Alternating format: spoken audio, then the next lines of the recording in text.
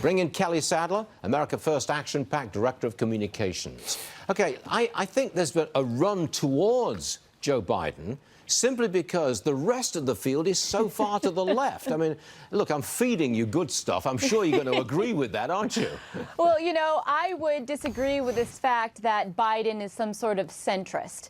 If we just look at the state of Pennsylvania, now that state has great, strategic significance for us. There are 243,000 jobs in that state that are directly related because of fracking.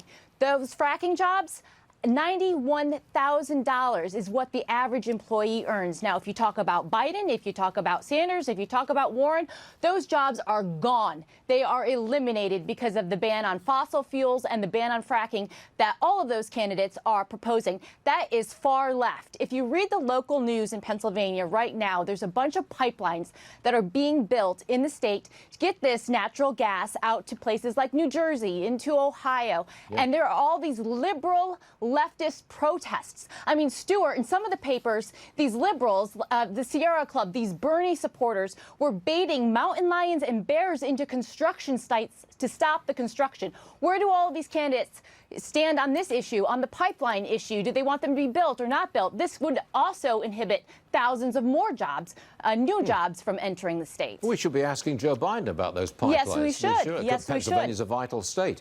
Yesterday on the program, I was saying that Joe Biden says himself he only wants to run to beat Donald Trump. And now it seems that Bernie Sanders agrees. Roll that tape. I will do everything that I can to defeat Donald Trump, and Biden is right. That's what we got to do. But here is the but. I think that's not enough.